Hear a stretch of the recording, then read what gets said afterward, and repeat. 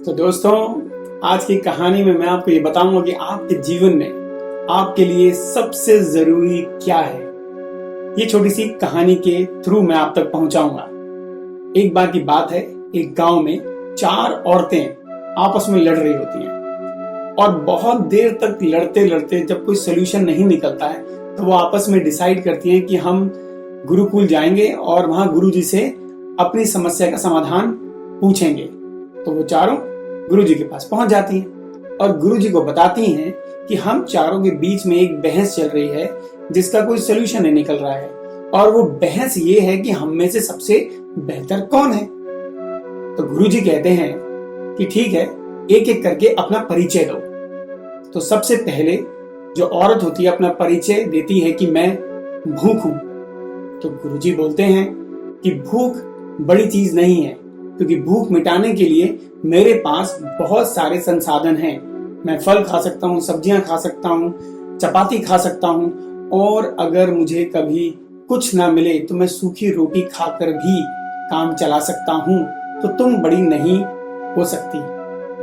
तो वह दूसरी औरत से पूछते हैं कि तुम अपना परिचय दो। तो दूसरी औरत अपना परिचय देती है कि मैं प्यास हूं। तो गुरुजी कहते हैं प्यास बुझाने के भी बहुत सारे तरीके हैं, और कभी इतना बुरा वक्त आ जाए कि मुझे पानी कहीं पर भी ना मिले प्यास बुझाने के लिए, तो नाली के पानी से भी प्यास बुझा सकता हूं। तो तुम भी बड़ी नहीं हुई। तो तीसरी औरत बोलती है कि मैं नींद हूं।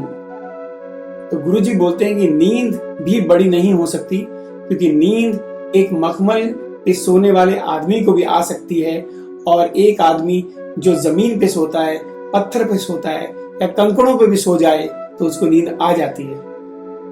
तो तुम भी बड़ी नहीं हुई। तो फिर वह चौथी औरत की तरफ देखते हैं और वह औरत अपना परिचय देती है कि मैं आशा हूं। गुरुजी 2 कदम आगे बढ़ते हैं और उसके पैर पकड़ लेते हैं और उनकी आंखों से आंसू निकलने लगते हैं, और वो कहते हैं कि ये सबसे बड़ी है, क्योंकि अगर आपके पास आशा है, आपके पास होप है, तो आप 100 साल भी जी सकते हैं। पर अगर आपके पास ये नहीं है तो आप 10 दिन भी नहीं जी पाएंगे। तो मेरे हिसाब से आशा सबसे ऊपर है, सबसे जरूरी है। कितना खौफ होता है रात के अंधेरे में, जाके उन परिंदों से पूछिए जिनके घर नहीं होते। तो आज की कहानी में हमने ये समझा कि हमारे लिए सबसे जरूरी है आशावान होना, होपफुल होना, क्योंकि अगर हमारे साथ होप है तो हम 100 साल भी किसी भी समस्या से लड़ सकते हैं, क्योंकि हमें पता है कि एक दिन जो भी रिजल्ट आएगा वो हमारे फेवर में होगा। अगर ये होप हमारे पास नहीं होगी तो बहुत मुश्किल होगा। तो अगर आपको ये कहानी पसंद आई हो तो लाइक कीजिए, शेयर कीजिए, सब्सक्राइब कीजिए। धन्यवाद। आपका दिन शुभ रहे।